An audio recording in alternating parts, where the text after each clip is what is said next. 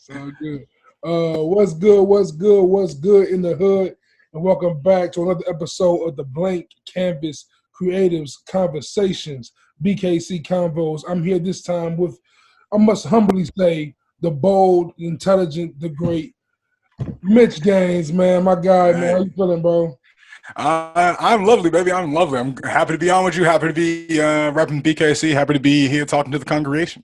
I'm new to BKC's a new thing entirely, but I was one of the newcomers to BKC.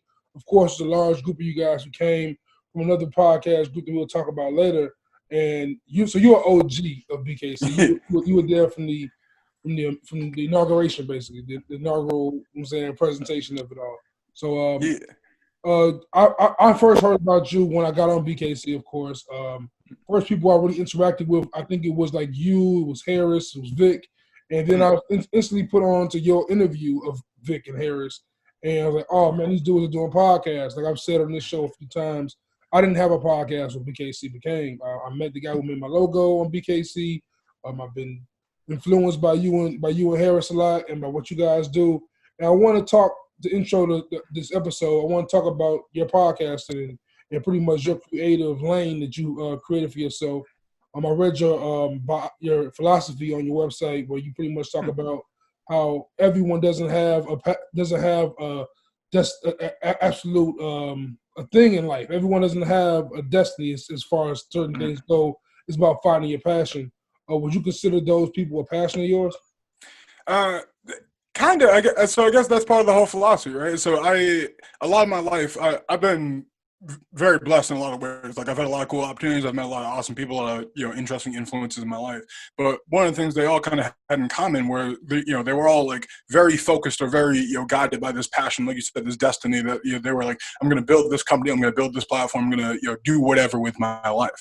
And one of the things I found myself really lacking every time I would sit down with like some of these very, exceptional people or, mentor people who would offer to mentor me was like, I don't really have that. Like, there's not one thing I'm really setting out to do. It's not like I'm like, oh, like I want to be the world's best broadcaster. I want to be the world's greatest activist. Or I want to be an author.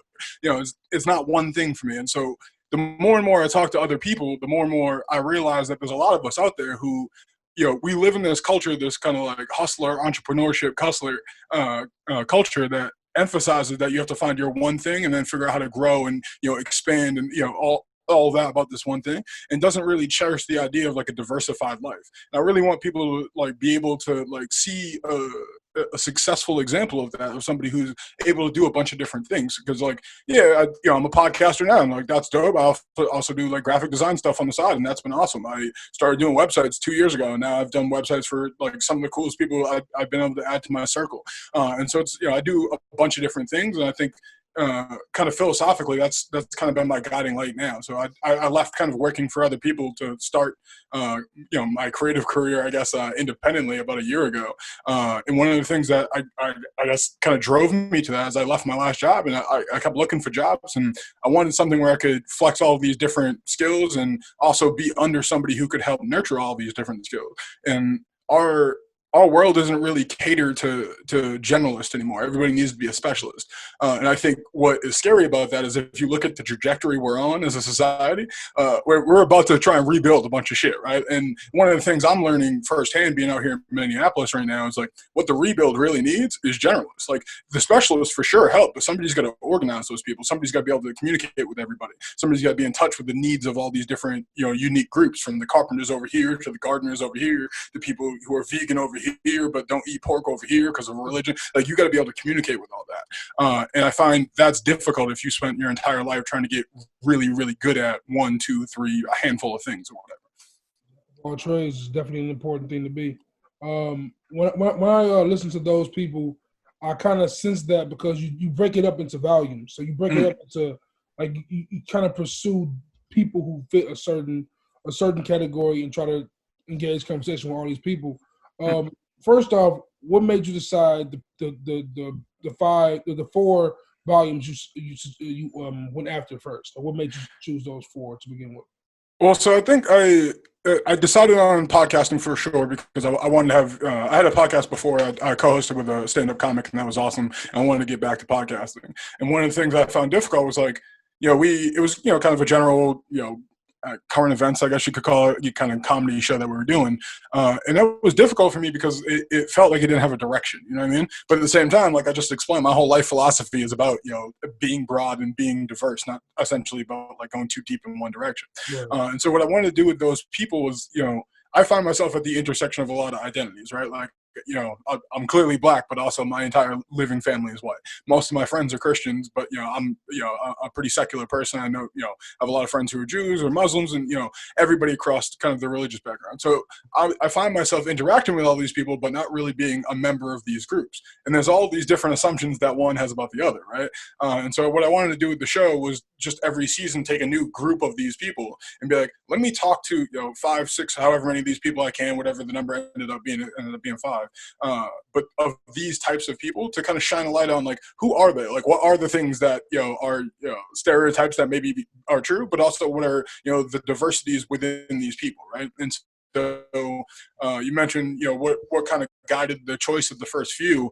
I think the first one, I definitely wanted to do congressional candidates. That seemed like a good way to broaden out my audience for starters. And also, I'm very, I guess I'm interested in politics. I wouldn't say like I'm the most informed person ever, but I'm trying every day to kind of broaden my horizons on that. And I figured what better way to kind of get to break down some of the misconceptions over politicians than talk to the politicians, right? I think that was a really eye-opening experience for me and a really kind of like humanizing experience where you realize that the people running our country are just that. They're just people, right? They have favorite TV shows and they have, weird stories from high school and, just like everybody else does. And then the second season, I wanted to make sure we went in like a completely different direction. And I don't know. There's a lot of places I wanted to go, and I'm sure we'll do kind of more specific seasons in the future, or volumes in the future. But I wanted to kind of start broad, and so we did one on professional creatives, and so that was awesome because we got to highlight a lot of different types of creatives. So we talked to a graphic novelist who lives out in Korea and writes graphic novels for a living, has lived on 3 continents, a super interesting guy. We talked to a luxury car photographer, a jazz saxophonist. We talked to singer-songwriters. We talked to radio hosts and DJs and rappers, and so it was awesome. And so one of the things that really hit me during that season, we went back and recorded for the first season as well.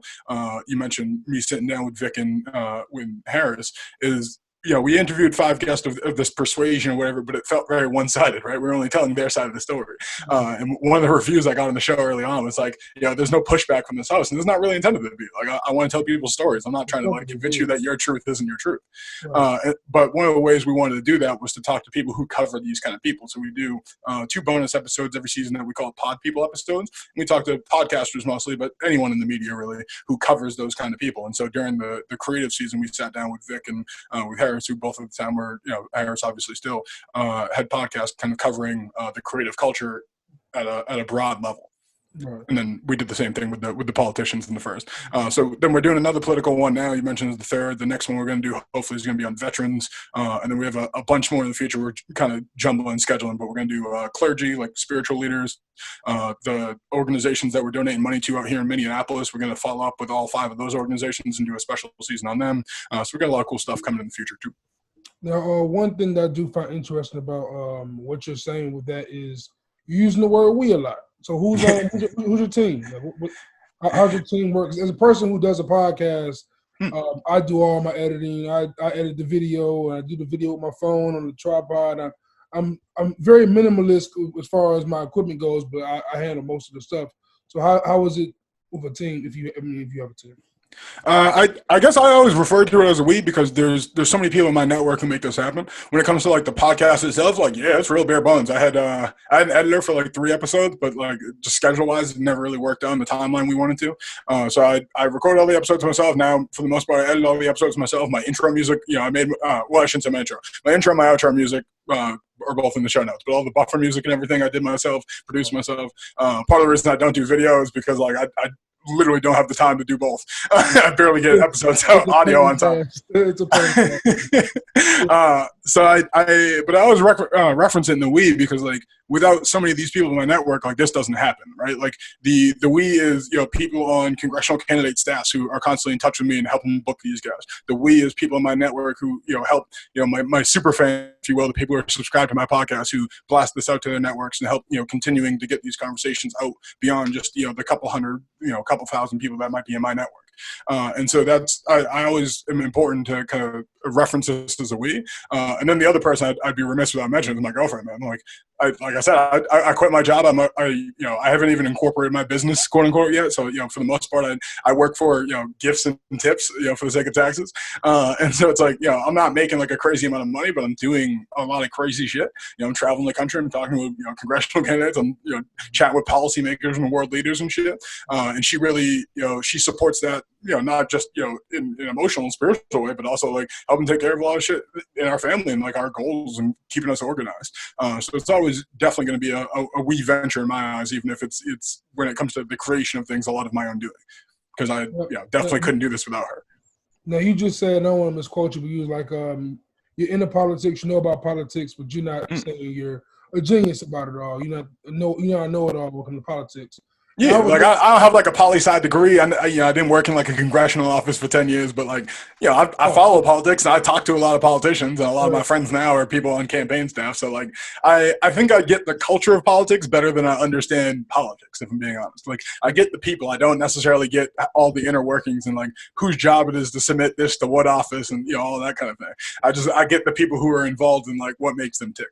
I find that interesting because when I was young going to college first time, like I was pursuing a career in political science. I was like a degree I was chasing.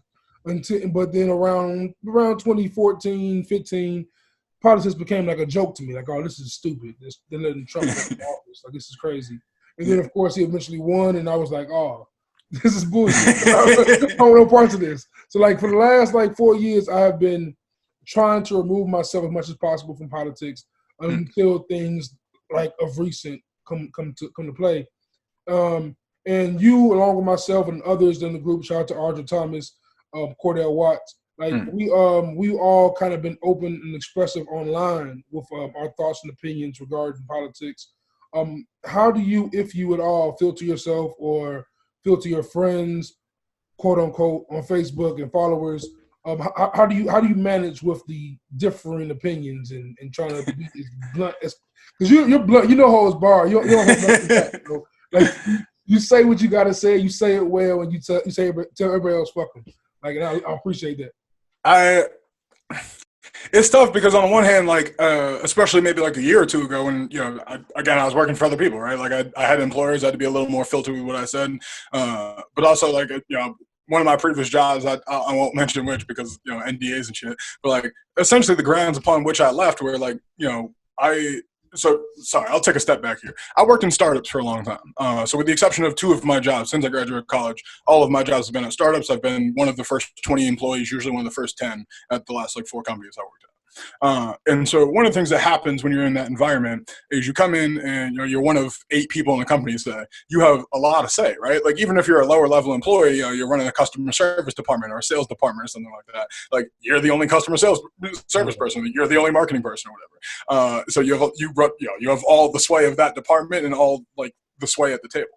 And then as the company grows, naturally, and this makes sense, you then seek out senior leadership to help guide those teams. But that sort of sucks if you're somebody in your mid-20s, you feel like you got some experience, you're coming up and everything. What constantly happens is then people just get hired over you. Now, what happens, right, is then if you're running a business, you want to expand, you just raise some money, you want to hire like good leadership. Who do you hire? You hire people with experience, right? People who've done this before. What are all those people? Like Ivy League grads, old white people, right? Yeah. And so like, I worked at a company where my CEO was 21 years old. He was a kid, you know what I mean? That was awesome. We had, I was one of the oldest people on staff at like 26, and we had an awesome company culture. We were growing in the right direction. And then like, we went out and hired some senior leadership, and it was, they weren't even like that old, but I'm talking, 40s, late 30s, older middle-aged white guys who had, built other companies. And then it was like, hey, I don't think we should go in this direction. And, you get outvoted because now there's more votes in the room, right? Yeah. And so we'd pursue that direction and we'd fail. And then we'd turn around and be like, oh, maybe we should have done this thing that Mitch was suggesting 4 months ago. And it's like, well, I'm trying to be a team player and like be like, all right, cool, like let's do that. But when that happens 3, 4, 5 times in a row, now you're talking like it's been a year of this. 18 months of it. And it's just like that shit gets exhausting. And so for me, to live in that environment, to work in that environment, to be doing that 60, 70, 75 hours a week at times, right? And then to come home and literally feel uncomfortable expressing myself online because of like where that would put the company at risk or my career at risk, or just in some instances just make people in my network uncomfortable, right? Because especially when it comes to the racial stuff, like a lot of people get uncomfortable in those conversations. Yeah. And it just became unbearable for me, especially as a person of color, especially as a black man, to be in these environments where I was constantly being told I was wrong, or I was ill-informed, or I was like, I didn't have enough experience to be making these decisions, only to then be apologized to in like a passing manner, like a staff meeting 3 months later. Like, yo, like, sorry to the whole team, we got this wrong. Like, we're going to go in this direction now. Especially shout out to Mitch, who like brought this to our attention. And it's like, I didn't bring this to your attention like this when it was failing. Like, I brought this to your attention before it happened. I told you that this was going to fail. I told you why it was going to fail, and it failed in those exact ways. So I think having those experiences in real life really shaped my approach online, because it got to a point every time in real life where I stopped having to be filtered to be heard. And, I left that, that job because I said to my CEO, I was like, you hired a bunch of richer, older white men to come in here and tell us what to do, and we're now like a year behind schedule. And like, I'm not going to sit here and just like listen to shit anymore if you're not going to listen to me. And then the next day I was called in and let go from my job. You know what I mean? And like that just like that opened my eyes, and I was like, if that's how it's gonna be, even at at a place where I have clout, you know what I mean? Like, I've been here since day one. I had influence in a bunch of our product decisions. I ran our partnerships division. Like, I'm well connected in this company. I'm essential to this company. And if like just simply bringing up the racial dynamics or the diversity dynamics of the company was too much for a company, and then like that wasn't for me. And I just ever since then have kind of taken a much less filtered approach to my life. Like. Yeah, I don't know. That's a very long answer, but I guess that's the long and short of it. Is like I had enough of trying to censor myself for white people and for success, only to be told that like I wasn't allowed to be successful. You know what I mean? Like, if you're gonna tell me that the reason to censor yourself is to get these opportunities, that when I have the opportunity, you're still gonna censor me, then like what the fuck am I censoring myself for? I'll just make my own opportunities, man. Exactly. So like for me, like I can relate wholeheartedly, but on a lesser level. Like I just like for my job, I just got laid off for the second time this year during the corona thing. Jesus. And the last time was on Juneteenth. I'm like, all right, I know it's a coincidence. I know you guys probably didn't plan this out. Right. You are now laying off 3 of your 4 black employees in the office on Juneteenth. Not celebrating Juneteenth. Like I remember the first time we were laid off, coincidentally, was St. Patrick's Day. Decorations everywhere. I'm talking like shamrocks everywhere. And so I confronted the owner, and he was like, I feel like you're playing a race card, Justin. I'm like, whoa. Not playing a race card, telling you should celebrate a holiday. It's not a race card. He goes, well, because it's a transportation company, and they happen to be donating vehicles to a Juneteenth parade. And he's like, we're doing this for the Juneteenth parade. I'm like, I'm in the office. I'm at the parade. So like I'm not here, but you're not. I don't feel like you're celebrating like to lay me off and not like it's just like, come on, like what are you doing? And it was so I'm anxious to see what happens when they bring people back. Like, am I only called back or not? So I can definitely relate with you there. And I'm often in these conversations with these white people in my office who are older, 40, 50 years old on Facebook, and they're giving their opinion on the George Floyd situation. So like you, I hold no bars. Oh, y'all can do this to me. Watch me go crazy on y'all comments now while you guys continually to just push this George Floyd as a criminal narrative. I'm interested because, like I said before, you have truly inspired me what you have done during this George Floyd thing. Thank you, man. And Appreciate just that. as far as you dropping your bags, going to Minnesota like you are now, and raising the money you are for the foundations, and just being a complete advocate. I don't want to say you're activist. You don't feel comfortable saying activist, but it's very activist-like, to say the least. Like, I'm curious to like. When you got motivated to do it, when you was ready to drop everything and go to Minnesota, how much of that, like, how is it to balance the emotion? Because as you said, as a black man, there's emotion behind that. How is it to balance the emotion and to also think clearly and rationally and get your words and express yourself as intelligently as you do, while filled with so much emotion and rage? I should be clear. We're in Minnesota already. So my girlfriend's family is from here. They have a winter house elsewhere that they go to in the wintertime. So we came out here to quarantine just because they had more space. Figured like while the COVID shit was happening, there was less cases in Minnesota. So we came out here pretty much to be safe, be isolated and all that.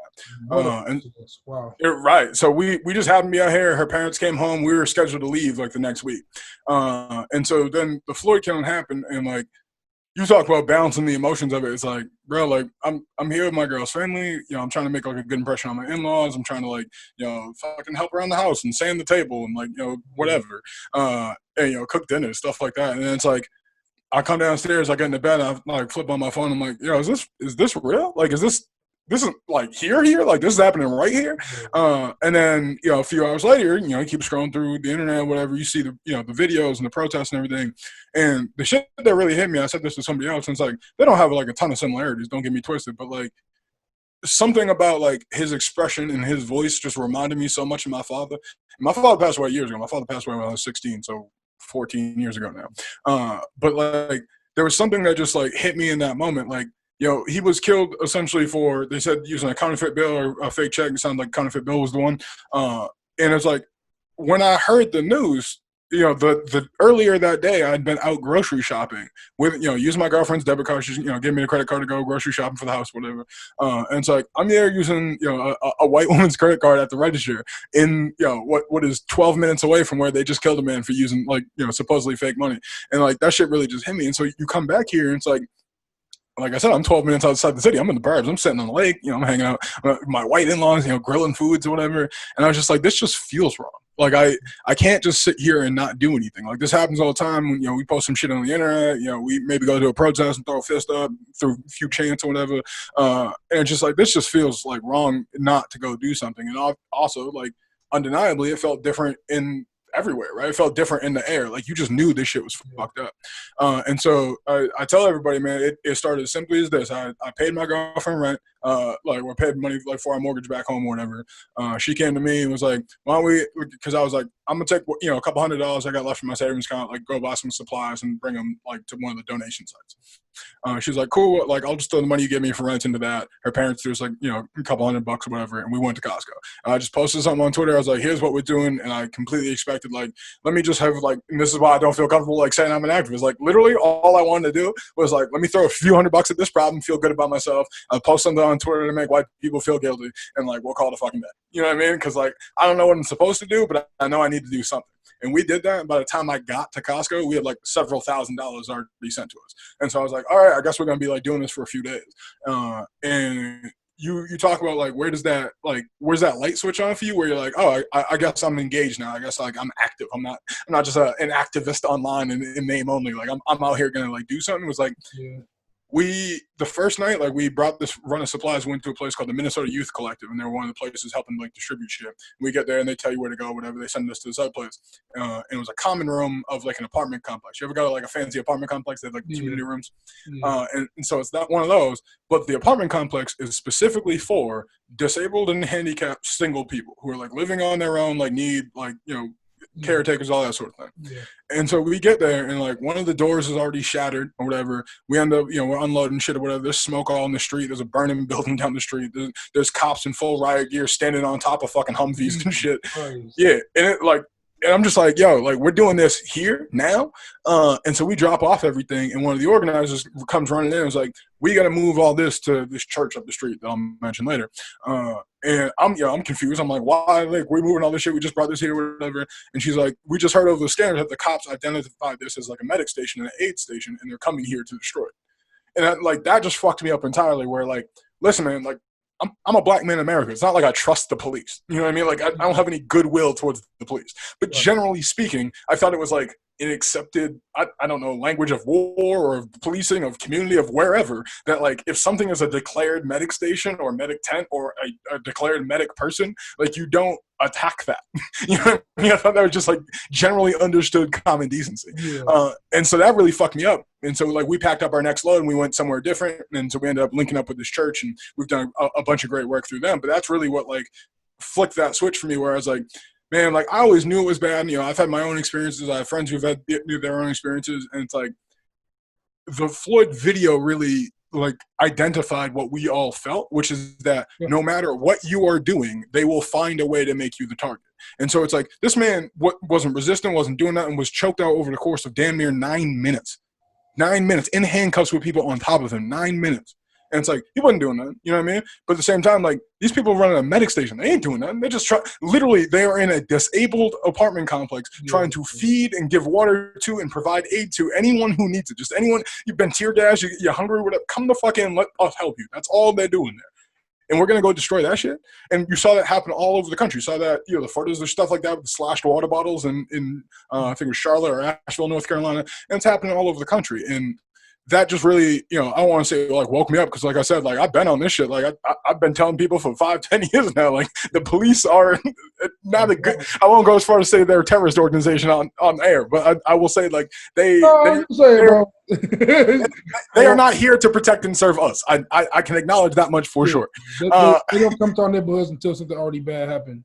Yeah. They don't try to help us at all. And, like, for me, when I first saw the George Floyd thing, I was just in such disbelief, because I remember, 5 years earlier, Eric Gardner saying that he can't breathe. I'm saying, and me being a bigger guy related to Eric Gardner, man, just selling loose cigarettes, like, leave him, like, why even, what's arrestable about this? And going to the George Floyd thing, and like you said, like, the man with his knee in the neck and hand in the pocket, it's just like, oh, he's an animal to you, Fact. And for me, and going to what you're talking about as far as the protests go, we can transition to that conversation, because, as you know, because you were on the ground with it, and you were online afterwards, people were continually talking about the rioters and talking about how the rioters are destroying this and that.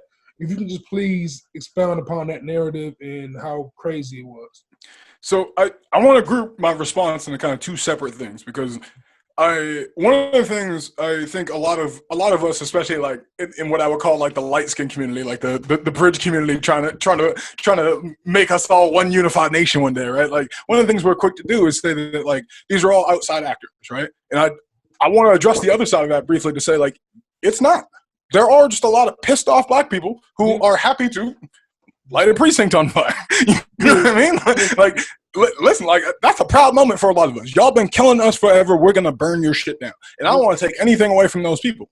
But also understand that the people who are instigating some of the more problematic destruction and rioting and looting, for the most part, aren't these people. Like, the people, the angry black people out in the streets looking to burn shit down might burn down a police precinct. They're definitely not burning down, like, the black-owned restaurant up the street or the barbershop that, like, they feel like they got a bad cut at one time. You know what I mean? Now, like, am I going to tell you that, like, a bunch of teenagers are above using that moment to go break into, like, some stores in the mall and take some shit? For sure.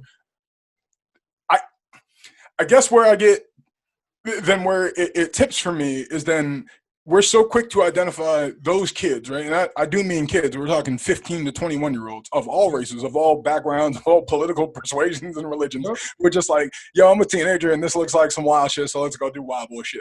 And, like, we're all kids once. And so there's those people. There's people who have, like, some righteous anger who are targeting things. But then there's a whole, that's maybe 25% of the damage. And I'm probably giving them too much credit, if I'm being honest. I just want to make sure they feel like they were hurt.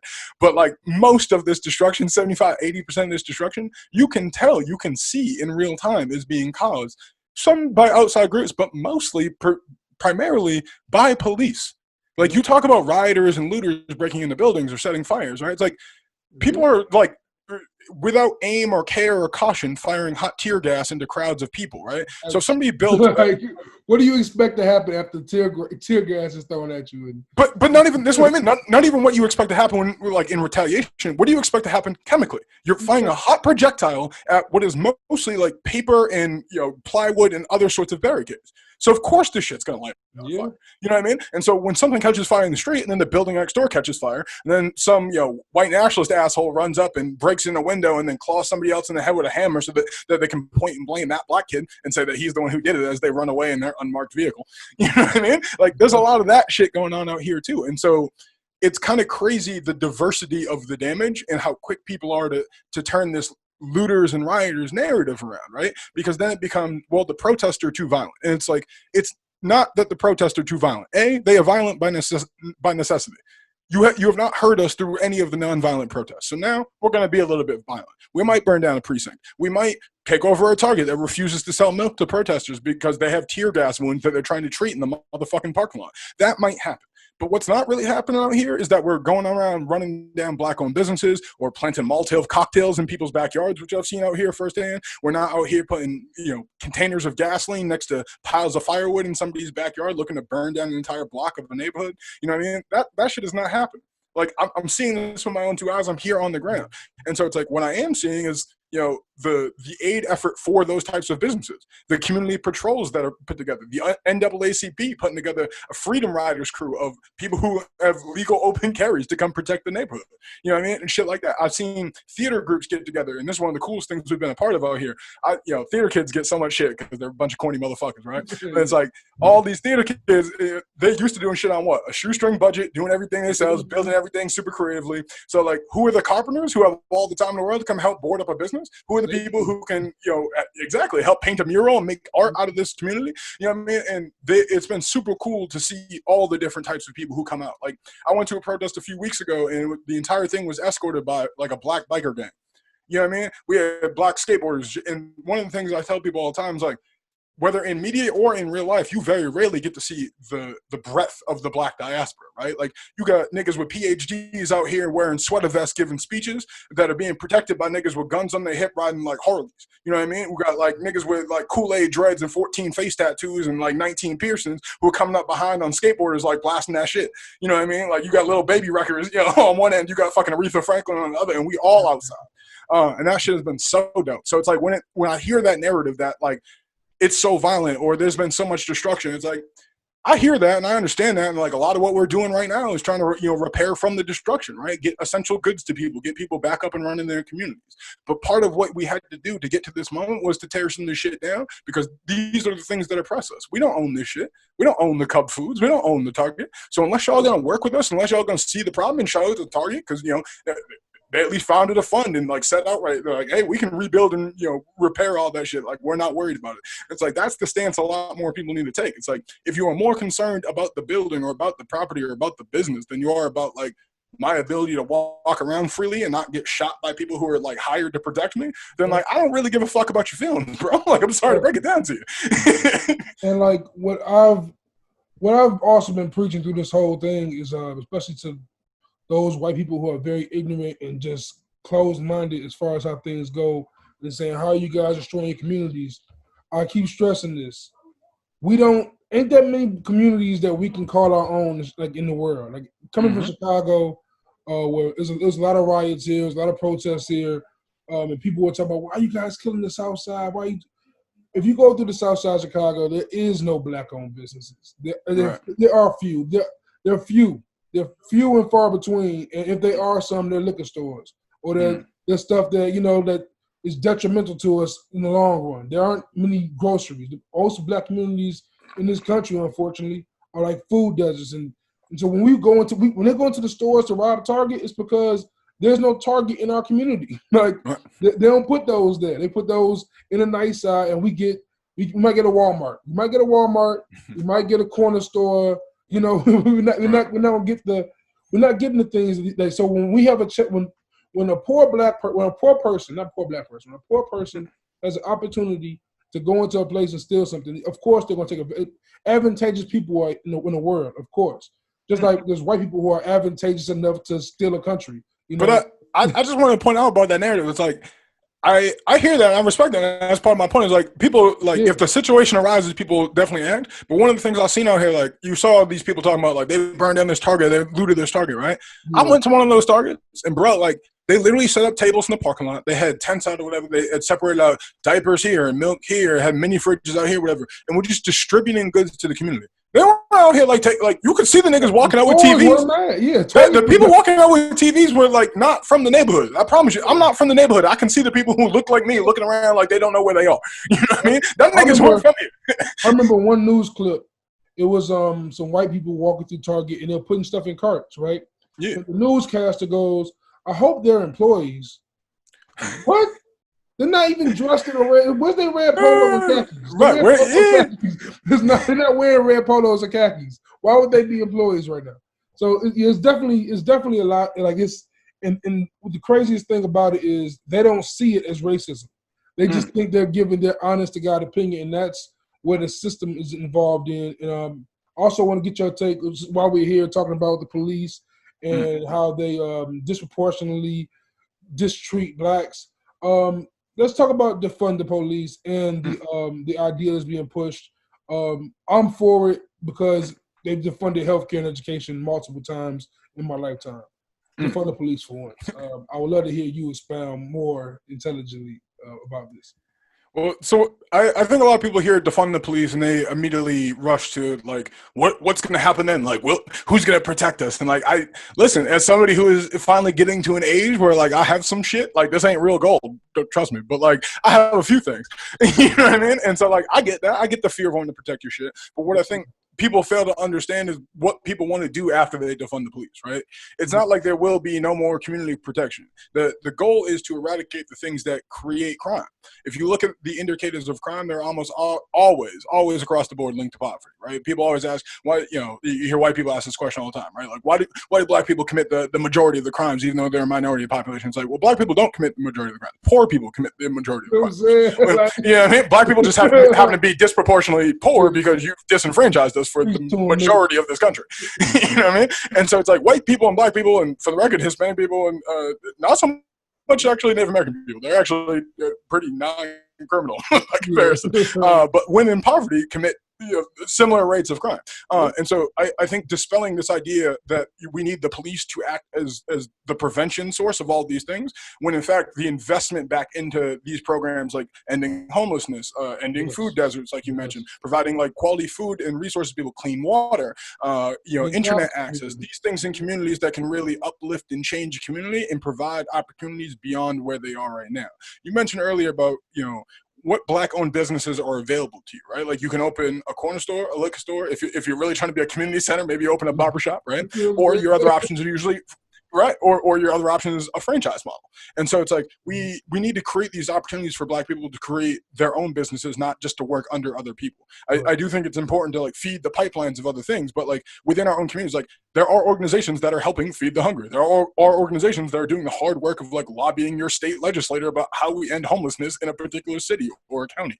And so it's like we need to keep funding those things, and the place that is easiest for us to find the money for that is the police department. Much like on a national level, right? Like the easiest place to find money, but nobody can get the money out of, is the military. We've militarized the police. You can't question what they do. They can kill anyone they want to. We're supposed to support them outright at every turn. We're supposed to herald them as heroes in the community, and we give them more and more money each year. And what do we get back? We get diminishing returns. We get more violent people in our communities. We get people that come home with more traumas and more PTSD that they can't deal with because there isn't enough mental health in the world to take care of some of these people, right? And then we get defunding our communities, like you said, in our healthcare, in our education, and everything else. And so if you look at the top tier things, I always talk about like healthcare and education. This sounds a little bougie, but like I talk about them as like middle class or bougie problems, right? The real poor people's problems are homelessness and hunger. You know what I mean? We can't even get to the point where we're trying to take care of like cancer or, get a colonoscopy if I can't even eat and keep a roof over my head, right? Like, fuck going to school, nigga. Like, I need a home. You know what I mean? That's why I try to stress, like, if you like going off what you said, like, if you just think about systemic racism, systemic oppression, they want to keep black people poor, because keeping us poor would make us do crime and keep us in jail, which would keep us from reproducing, which would keep us the minority. So like the way that's the way I see things, and that's why it's been so devastating this last couple months. It's also been I've been happy in a way, like in a very bittersweet way, because I'm seeing people like you, people like Audra. I'm seeing a lot of black people unite and preach us uniting more moving forward. I wanted to get your take on like what's caused, like, because things have arisen amidst all this that have causing division amongst our own people, and I wanted to get your take on like how do we avoid those things, like the J. Cole no name thing, which is so unnecessary in this moment, like in things in sports talk and all these things that are happening. How do we make the Black Lives Matter movement more focused and more, like I look at the LGBTQ plus community, they're so focused, they get their policies done, and they stay unified throughout. What do you think BLM and organizations and movements like that need to do to be more like the LGBTQ plus community? To take your last example on like defunding the police, I think that's a great example of where we all get divided, right? People here defund the police. Some people, want to abolish the police, so they feel like defund is too weak. Some people want to reform the police, so they feel like defund is too strong. And now all of a sudden, not only within Black community, but within generally progressive people, we have like this constant argument about what do we really mean? And it's like, well, what we really need to do, to your point, is like it doesn't really matter what I mean or what you mean or what any of us specifically individually mean. It's about what do we want this phrase to mean, and then what are the bullet points under that we want to work into a bill, and then who is going to write that bill and get that shit passed. That's a lot of what this comes down to. Yeah. I think to your point about the queer movement and how much more unified they've been in that way. Speaking as a queer person myself, what I find is, the queer community has plenty of issues of division within them, but especially when it comes to kind of like lobbying for political power, there's a sense of unity amongst the queer community because it's so diverse, right? Like the queer community, the queer umbrella involves, men, women, trans people, non-binary people, Black people, white people, indigenous people, Asian people, Hispanic people, or Latinx people, whatever. Everybody across like you name a thing, there are queer people who are it. And that's what advanced queer rights at the end of the day was that, as you started to have more and more out people, more and more people knew queer people, right? Like it's pretty hard to go to, Congress and be like, nah, fuck gay rights when you have like, a lesbian daughter or a gay uncle or whatever. And so now in 2020, pretty much everybody at least has a gay good friend. You know what I mean? Like it's pretty hard not to have somebody queer in your life. I think we're seeing something similar you mentioned earlier about kind of how systemic racism has siloed us in different ways away from other parts of America. And part of that is keeping the Black diaspora diasporic, right? It is keeping us spread out, having no contained centers of power or influence, right? And because of that, then it makes us turn inwards in a lot of ways. And a lot of Black revolutionaries truly believe in sort of like Black separationism or Black capitalism, where we like rebuild our own communities just doing us, right? And, as a biracial person especially, it's hard for me to buy into that because like I have to believe that there are some good white people and we can all come together, right? Like, that's kind of what my family's premised on.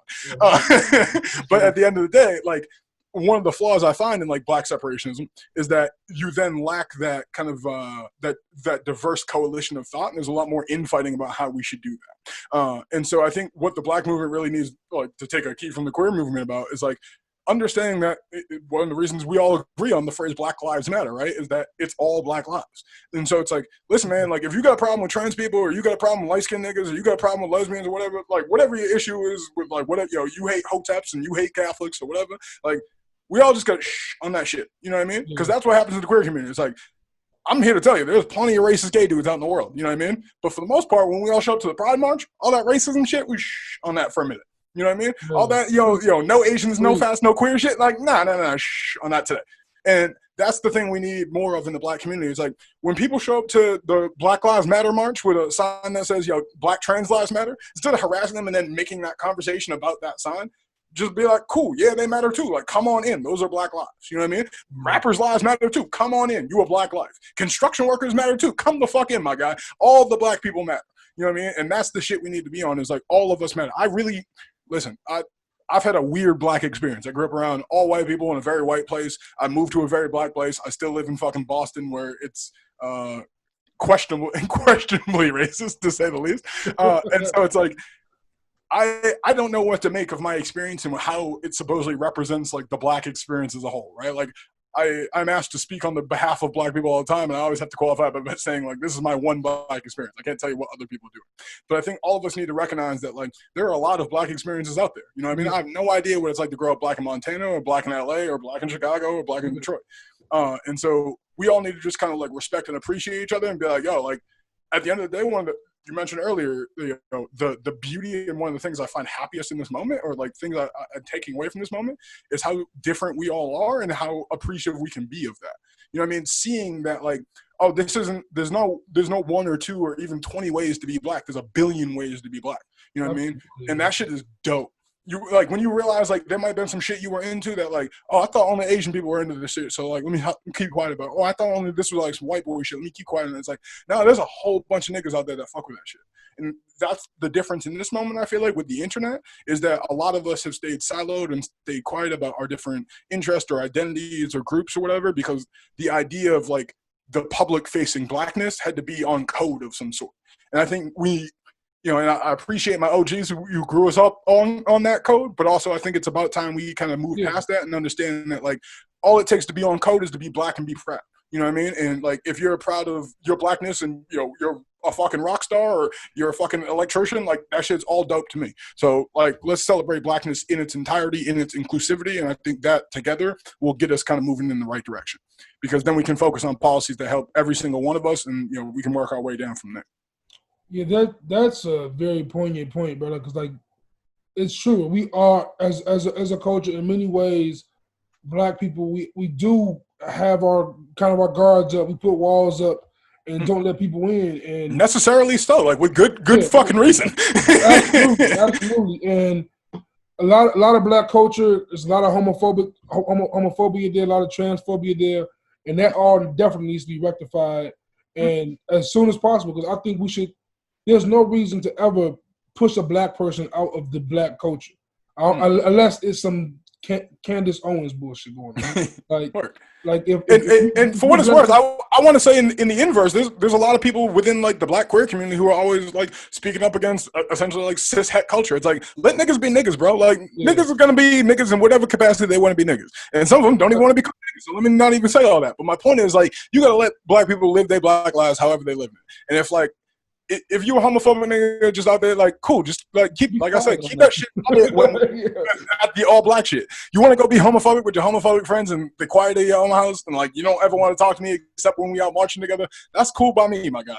But, like, that's what I mean. And the inverse is true. Like, you don't have to call out, like, every homophobic dude you ever seen on Twitter. Like, you can DM that nigga and be like, yo, that's not the type of time we're trying to be on publicly.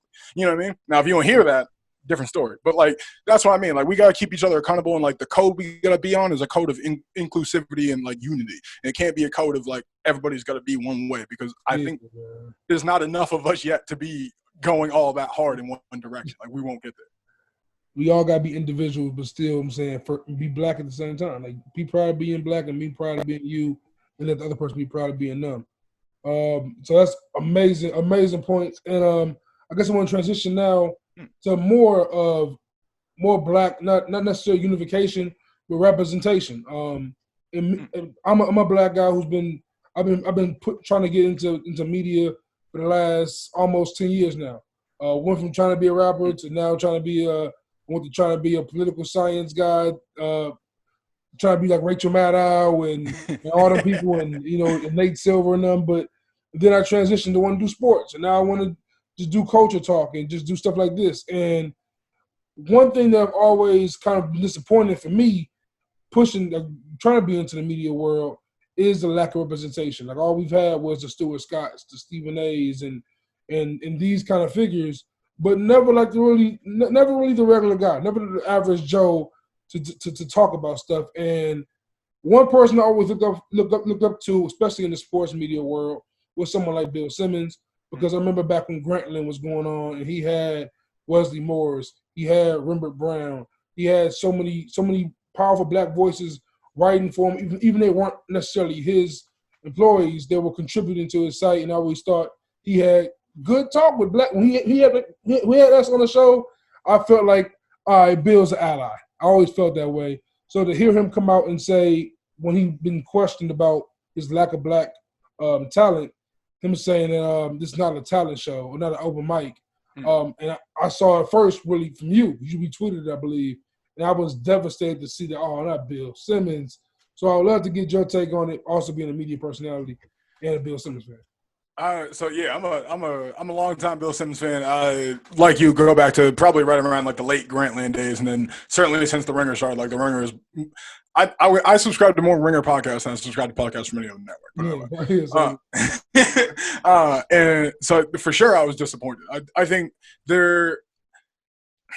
it's tough because, like, you're right. Like, Bill Simmons has done a lot in putting, you know, a lot of people on, and not just black people, just people across the culture, and I respect a lot of his work. I think one of the big things that comes down to, in my opinion, is generationally speaking, in our generation, the past maybe 30, but less than that, probably like 20 years or so, there's been a real shift from sort of like employment culture to entrepreneurship culture. And I think one of the big sells of this was selling black people on this, because it was like, all right, they're not going to put us in the pipeline. We got to go out and do it for ourselves, right? We got to go create our own things and all that.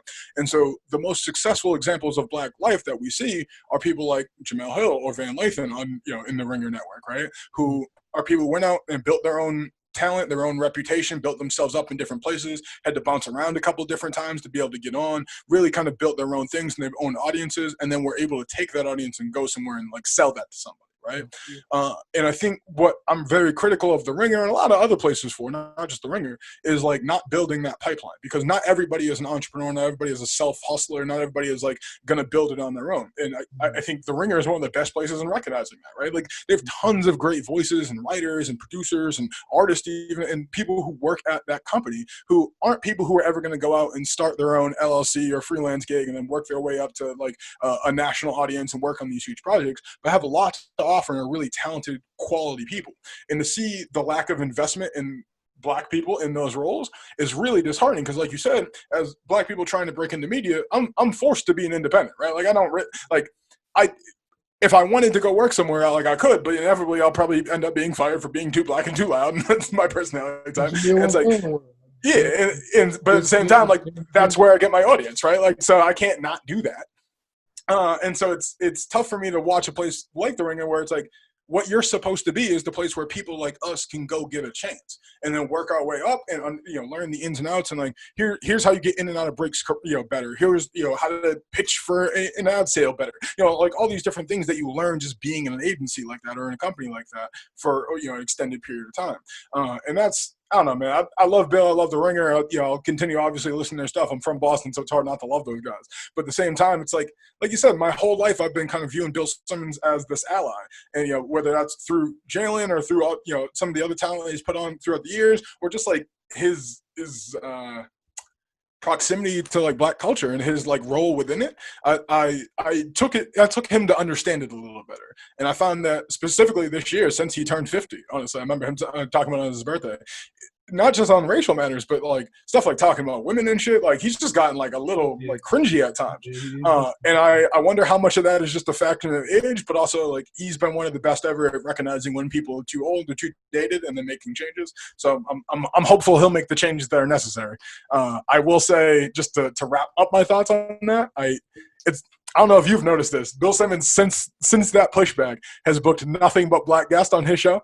And I find that just like, I don't know, man. Like I get it. Like you're trying to prove your point. You heard us, but like, say something also. Like right. Say an apology or something, or like. Well, and did you hear what he said? He started off last week's podcast 2 days ago, 3 days ago, whatever. Down, didn't he? Yeah, pretty much. He was like, well, the open mic comments were taken out of context, and what I really meant, and then he reads the question. The question was something like, as it pertains to employees, parentheses, including but not limited to employees of color. I'm like, and then he goes on to say, well, it wasn't like a diversity question. I'm like, he specifically asked you about like black employees and whether or not they feel comfortable here or like they're getting opportunities, and you were like, nah, it's not an open mic night. And it's like, what I love about the Ringer is it feels like an open mic night, especially shows like the We're Watching, right? It's niggas hanging out watching their favorite movies. Like you can bring people up on that farm system. There's no schedule to it. I'm like literally just his friend from high school. Word, you know what I mean? Like I don't need to hear from Jacko, the fucking Republican from Jacko, the real. His dad comes on the show. Like, come on, Bill. Right, his kids come on the show, and I love his podcast. Yeah, but come on. His nephew was his producer. Like, come on, Bill. Like, right. At a certain level, you gotta just come on. And so that being said, if the Ringer is out there listening, anybody from the Ringer.com is listening. Hire holla at your boy. I promise I will answer questions shorter than I did on this podcast. That was some 6 figures, man. And then, like I was telling you earlier before we started recording, I've recently, as like of last year, I became a fan, quote unquote, now of the show, of this network Barstool, right? And when they critique Bill, it's when I first realized this might be kind of wilding over here. So like they when Bill Simmons thing came up, they try to criticize Bill Simmons. I'm like, there's like 3 black people in Barstool. Like it's like 1,000 employees. All y'all got is good as a kid. Like, y'all need to stop lying. That was crazy. And then, like I said earlier, Dave Portnoy, the founder of Barstool, recently got put out there because I guess it first started because they went back and found their original critiques on Kaepernick and how he was calling him like an Arab and a terrorist at first, and then he went on. There's a video of him singing a Ja Rule song and saying nigga and just crazy stuff. And I haven't seen that one yet. It's Jamel Hill retweeted it. It's crazy. And just seeing how tone deaf white people can be towards us is it never fails to just amaze me.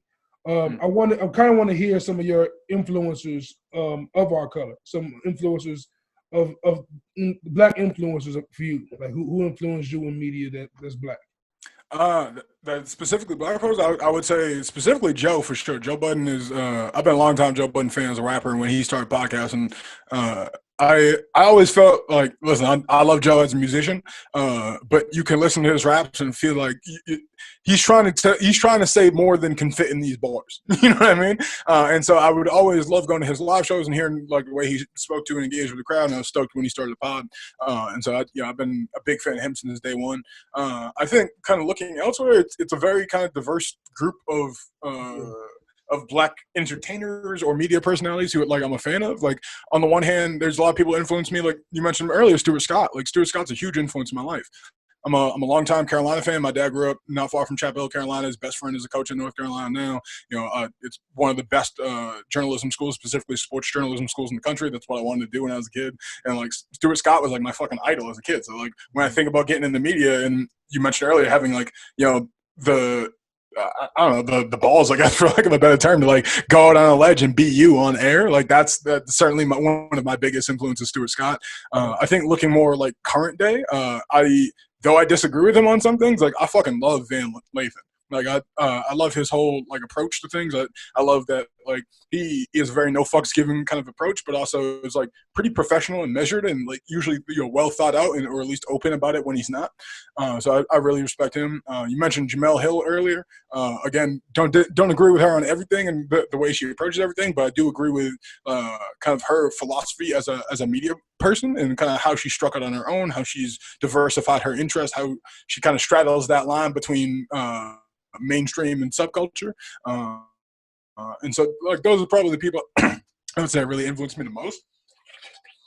More on a local level or smaller level, like there's a bunch of other people that just like every day I'm learning shit from those. Like photographers or Instagram influencers or fucking YouTube personalities that like I'm always picking up things where it's like, oh, I get why that works now, or like this is how like I should animate my promos instead, and like stuff like that. And so I'm always seeking to learn, and it doesn't really matter if it's somebody as big as fucking Diddy and trying to figure out the inner workings of Revolt, or just like a random designer on the internet I found out and like figuring out a new After Effects tool. And so it's like it's big and small. And I asked that question largely to transition to BKC, but you and the person that you mentioned first. Kind of is a big reason for BKC. So I want to highlight Joe Budden for a second. Because Joe Budden podcast. Oh, sorry. Before we transition talk, let me just jump in here to say fuck Barstool. Like they produce like a lot of cool content. I'm from Boston. I respect a lot of things they've done. They've given a lot of my friends jobs, full disclosure. And so like I'll forever be thankful for the economic benefits it's had for people in my life. But generally as a content production company, they're just shitbags. They steal content from people all the time. They steal artist work. They deny it. They fight people in court. They're super misogynistic. They do a bunch of sexist shit. They're super tone deaf in racism. And for the occasional chuckles I get out of them, it's not worth the destruction that they add to the media ecosystem. So fuck Barstool. But carry on. Let's talk about Joe. I don't want to give them too much of my air. Looking back in retrospect, just like because I've been a fan. I'm not necessarily a fan of. I haven't seen much of that stuff before this. Like before this, I've never seen any of that. I'm a fan of like this show that does trivia. I'm a fan of some things that Dave reviews pizza in New York, all over the world. Like I watched some of that stuff. I never really when I saw the video, I'm like, oh, this the guy who I be watching? I was in disbelief. Like it was like, oh damn, that's over. They cleaned up their shit a lot in the past couple of years, but like old vintage Barstool was a lot, bro. You gave me a glimpse into it a little earlier. people should do their research if you don't know about it, because it's wild. Yeah, I mean, if you're into rape jokes and child porn jokes and racism and all that sort of thing, there's a lot of that for you. Not the way to move out here, man. Not in 2020. That's for goddamn sure. But mentioning Barstool, keeping it in Barstool, because Barstool, like I said earlier, they did sign Gilly, and they were one of the people who were first going to sign Joe Budden. Before Spotify, they were actually battling with Spotify. So why Joe inspires me, because you gave you a reason. I was a fan of Joe also rapping. Found him in 2004 on New Music 2, and was like, oh, this guy right here he gets it. The beats weren't always as exceptional. The mixing wasn't the best, of course, but Joe's personality off the mic and what he gave you as far as just who he was and his emotions on the mic was always super magnetic to me.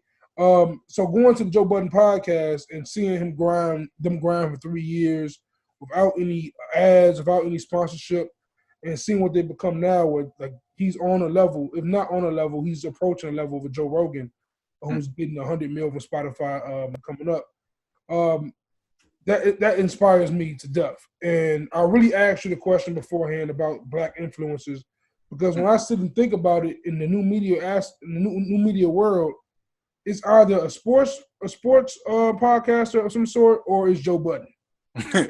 That's pretty much the lane, like how it goes as far as Black media people go right now. I feel like there's like the Bomani Joneses who's still ESPN, and the Jalen Roses who's an athlete, and you get Jamel Hill and the Van Lathens. But Joe Budden is like, he's probably like in the top level as far as your personality. And the Charlemagne, I would say, are pretty much that top tier. Charlemagne too. Shout Charlemagne. I forgot about Charlemagne for a second. Listen, I'm not a huge Charlemagne fan, but like what he's built, like he's on that tier. Like being Wendy Williams, like damn near intern to be what he is now. Yes, no question, he deserves his recognition. I'm interested to see, because I want to talk about BKC and how it formed, because BKC also stemmed from the Joe Budden podcast group in Facebook. You guys had a crazy group, 10,000 plus followers. It was phenomenal. Tierra was on last time. She talked about how the podcast would show love to the podcast group. What do you think BKC can take from the Joe Budden podcast group to build it to be more worldwide, like the Joe Budden podcast worldwide podcast group? So I mean, that Joe Budden podcast worldwide group, like I still fuck with Joe Budden's podcast. I still fuck with a lot of those people. Like, salute to everybody over there. I think what we were trying to do with BKC is kind of branch off and do something a little more focused and a little more specific on like the creative side, where it was clear we had this huge group of people, thousands of people who had like all this kind of like fandom energy, right? And it was, we talked earlier about kind of like Black separatism and like, creating our own Black ecosystem. Well, part of that, like the part I like and the part I definitely support and think we need to do more of is creating like a more of a network effect for Black culture and supporting one another, even though we're so far spread out. And that's a lot easier, especially with digital content now, right? And so we wanted to create this group where, we could take a couple hundred and hopefully, sooner than later, now we're at a couple thousand, go up from there. Creators that can help amplify one another, share tips with one another, create better content together. Like you said, you mentioned like your logo is done by somebody you met in that group. Like people can, help give you tips on editing video or getting, audio done. And that's helped a lot of my content, speaking personally. As far as like how, what we can borrow from that group to this group and, transition things as far as helping grow the group. I guess I probably, I don't want to speak out of school here and say I have a different approach than a lot of the admins, but like, I guess my view on it is like I'm happy to let it grow organically. Like I think we can keep doing more things to keep people engaged. I love that we're doing the roundtables now. I think we're doing a lot better job kind of like streamlining, getting feedback to people, and having more engagement not just in the group, but then engaging with people's content out where it lives, whether that's on a streaming network or on YouTube or wherever else. And so those are the things I'd like to see us do more of. I love the Joe Budden podcast fan group, but also like, part of what comes to that is like, I don't even know what it's at now, 13,000, 15,000 people or whatever. And it's like, it's a lot of just like toxicity and bullshit. And like, that's fun. And like, that's what that group's for. And I enjoy that. But at the same time, like, what we're trying to do over here is like a lot more about like amplifying one another's work and like getting people to whatever their next step is. If your next step is like getting a podcast off the ground, great. If your next step is getting on Spotify, great. If your next step is getting paid, you know, a $10,000 monthly recurring revenue off your content, great. Like, let's figure out how we do that for one another, because then as soon as one of us is doing that, like the next person can follow in their footsteps or, you know, continue to grow out that network. And so that's, I'm pretty proud of what a lot of people in this group have already been able to do, but I'm also super excited to kind of see where we're going. Yeah, man. And like everyone that came to BKC from the Joe Budden Podcast Worldwide Group, it's important to understand that we are all here as creatives, and being fans of that podcast should tell you that as a creative, it takes time. It takes patience. Someone who I follow a lot who's very corny is Gary V. That guy always pushes the narrative. Like, yeah, I'm going to be 30 years old, and like it's important for me to understand that 30 is not make it. It's not a finish line. It's just a long marathon to go still, as Nipsey Hussle said. The marathon must continue. I want to much thank you, Mitch, man, because that was a great episode. I appreciate interviewing you. I'm nowhere near the interviewer that you are. So once again, I want to humbly thank you for coming along. I hope that was good for you. No, it was awesome for me, man. I appreciate you having me on. I think you're a hell of an interview. This is like the 6th interview I've done this month with somebody else, and this is by far my favorite, man. I enjoyed this, so thank you very much. Before you go, I want to ask you one more quick question. It wasn't on the list. Yeah. What do you listen to? What's in your So I always preface my response to this question by telling people, like, as a podcaster and a fan of podcasts, I listen to so many podcasts that I am always behind on new music. So I be telling people what I'm listening to, and like, yo, that came out like 10 months ago. Like, you're really listening to that right now? And I listen to weird shit. So if right now a lot of my Spotify rotation is like, because we've been out here in the streets, we've been at protests, we've been, you know, volunteering, we've been at all these different organizations. We've raised, you know, I think my last count we're at $44,000 that we've raised and distributed to, you know, different organizations, aid sites and shit. And so we doing it. So like pretty much the soundtrack for that shit, man. We got the new fucking Little Baby record that's out, the Bigger Picture that's on heavy rotation.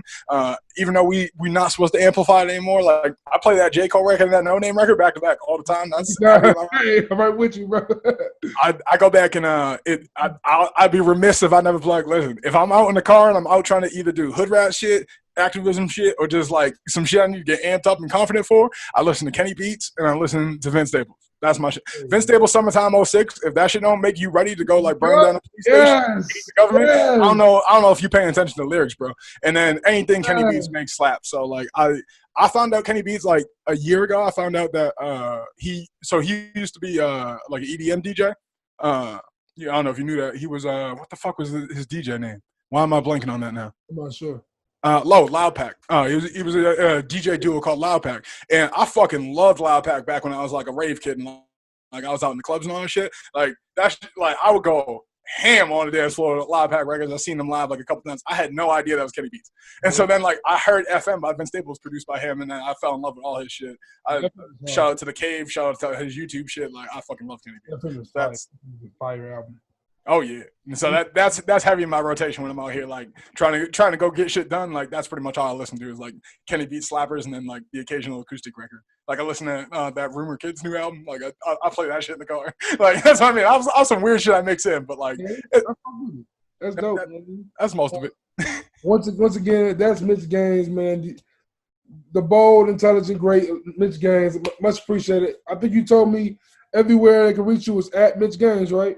Yeah, you can find me anywhere on the internet that I want to be found. Is at Mitch Gayns. That's Gayns. Gayns with Y because I'm a little bit gay. No E because we stopped doing E in the 90s. If you want to go to mitchgayns.com/diapers, you can hear about our diaper drive that we're doing out here in Minnesota. So if you want to help out some families in need, obviously they burnt down I think the last count was 170 buildings out here. So there's a lot of families who just need essentials. One of the main things we saw as we're doing all these donations, doing all these activities out here is that baby stuff was like the main thing. So we set up a Target registry and an Amazon.com registry. You can order from either of those and they'll ship to us here. Then we deliver out into the cities each week. And then once we leave Minnesota, we're going to leave that in somebody's hands here so we can keep that ongoing. So if anyone's out there listening, out there checking this out, has a couple bucks to spare, the cheapest stuff on our Target registry is like $3. So you ain't going to even have a lot of money to be able to send some stuff out here. Just try and help us out if you can.